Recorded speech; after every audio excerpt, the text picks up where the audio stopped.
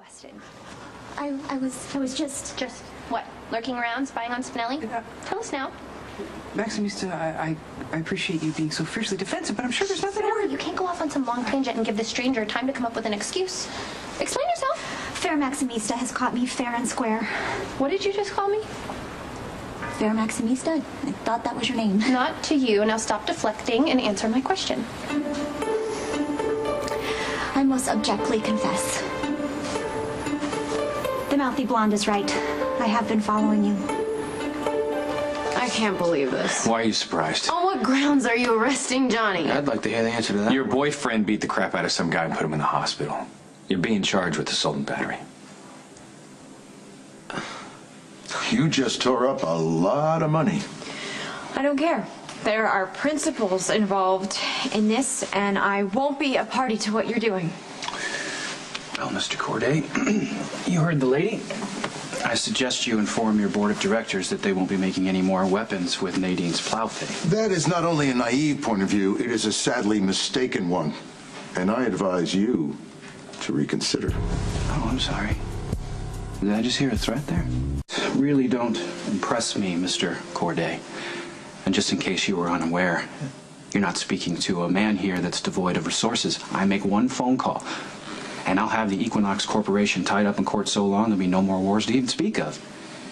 And I'll be sure that your superiors know that the reason why they're in such an endless, very expensive litigation is because you handled the situation so poorly.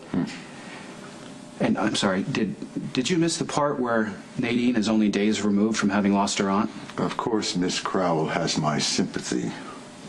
But there's a reality here that neither of you seem to grasp. This is no run-of-the-mill patent deal.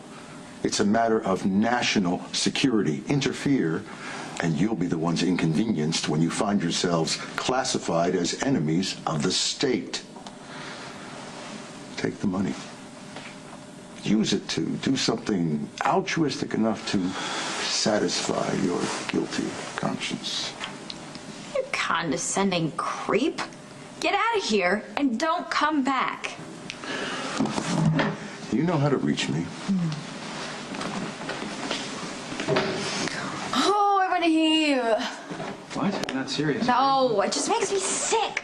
Young men and women marching off into war just so that jerks like that can benefit off of their spilled blood. It's just wrong. Well, you'll get no argument from me there. I just wish Bruce were here. He'd kick that jerk into next Tuesday. Who's Bruce?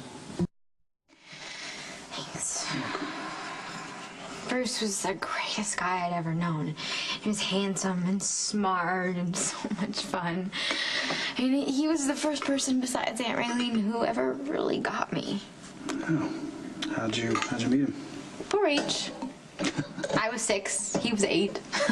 By the time I caught up to him in high school, we were already madly in love, in that all-consuming way only kids can be. I mean, everyone assumed that we were going to end up married. We probably would have if Whatever it is, if it's too painful to talk about, you don't have to. No. It's okay.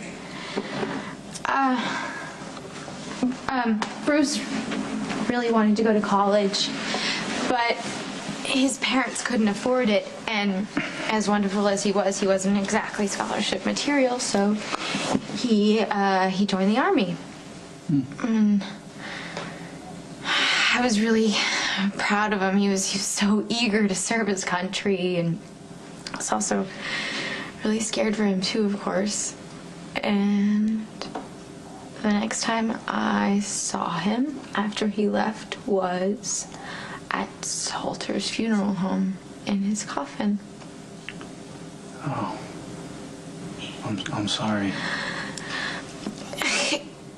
If refusing to license Aunt Raylene's patent to a company that's going to use it as a weapon, it saves just one person or one family from losing someone that they love, then I am obligated to do it.